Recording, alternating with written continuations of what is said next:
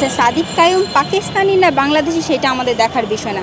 সে আমাদের দেশটার স্বাধীনতা যখনই কি আমরা জুলাই আন্দোলনটা শুরু করি তখন সে একটা বিশাল বড় একটা ভূমিকা রাখছে।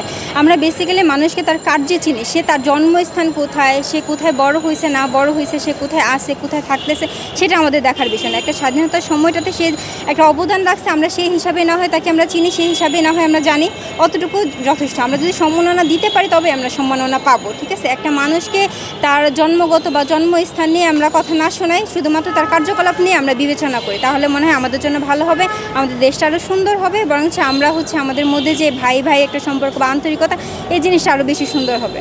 আসলে জামাত শিবির রাজাকার বিষয়টা এখন কিছু কিছু মানুষের মানে নৈতিকতার অবক্ষয় বলতে পারেন, কিন্তু একটা নির্দিষ্ট সময় পর্যন্ত কিন্তু জামাত শিবির কিন্তু এগুলা সব কিছু থেকে বাইরে ছিল। এতদিন পর্যন্ত আমরা জানি কি আওয়ামী জঙ্গির বিষয়টা, যে জিনিসটা নিয়ে এতদিন আমরা আন্দোলন করছি, আমরা স্বাধীনতা দাবি করছি, সেটা বেসিক্যালি কী ছিল, যারা জুলুমকারী অত্যাচারী তাদের বেসিসে, তাদের এগেনস্টে। এখন সেই জিনিসটা কী হয়েছে, আওয়ামী লীগ হয়তোবা এরকম কিছু পক্ষপাতিত্ব লোক আছে যারা নাকি ওই জিনিসটাকে কেন্দ্র করে বা মানুষকে উস্কে দেওয়ার জন্য হয়তোবা এই জিনিসগুলো আনতেছে। জামাত শিবির একটা শক্ত একটা দেশ, আমি মনে করি যে একটা দেশকে স্বাধীনভাবে সুন্দরভাবে চালানোর জন্য একটা ইসলামিক দৃষ্টিভঙ্গি থেকে যদি আমরা চিন্তা করি, সেক্ষেত্রে এটাকে শান্তিপূর্ণ একটা বইতে আমরা চালাইতে পারি।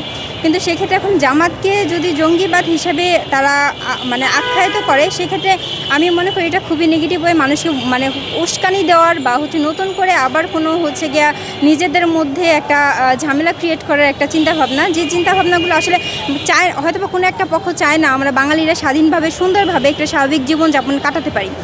তো ওই হিসাব থেকে ওই সাইড থেকে আমি চিন্তা করি যে যারা নাকি এই ধরনের চিন্তাভাবনা বা উস্কানিমূলক কথাবার্তা বলে, তারা যেন তাদের কথাতে আমরা যেন কান না দিই। আর জামাত শিবির জঙ্গিবাদ না কি জামাত শিবির মনে করেন জুলুমকারী বা অত্যাচার এরকম কোনো কিছু না, যে এরপরে শুধুমাত্র আমরা তাদের কার্যকলাপে দেখতে পারবো, ঠিক না। যদি তারা এরকম কোনো কিছু জুলুম করে আমাদের উপর, তখন আমরা বলতে পারবো যে তারা জুলুমকারী। আদারওয়াইজ আমরা একটা মানুষের কথা শুনে তারা জুলুমকারী বা তার অত্যাচারে এই জিনিসটা আমরা কান না দিই। যারা আমাদের উপর জুলুম করছে আমরা তাদের এগেনস্টে আমরা সোচ্চার হয়েছি। এখন যারা আমাদের উপর জুলুম করবে না, তাদের কি বিষয়টা দুই চারজনের কথা শুনে যদি আমরা তাদের এগেনস্টে উস্কে যাই, তাহলে দেখা যাবে আমরা যে বিষয়টা নিয়ে আন্দোলন করে আসছি, এখন ওই আন্দোলন দেখা যাবে প্রস্তর ভিত্তিটাই তখন নড়বড়ে হয়ে যাবে, ঠিক না। এখন একটা মানুষ বাইরে থেকে এসে বলবে ও জামাত শিবির মনে করেন জুলুমকারী বা মনে করেন যাই একটু নেগেটিভ কিছু বলবে বলে এখন আমরা আন্দোলন করে একটা সফলতা পাইছি, স্বাধীনতা পাইছি। এবং তার মানে এই না যে যে কারো কথা শুনেই আমরা নাচতে থাকবো।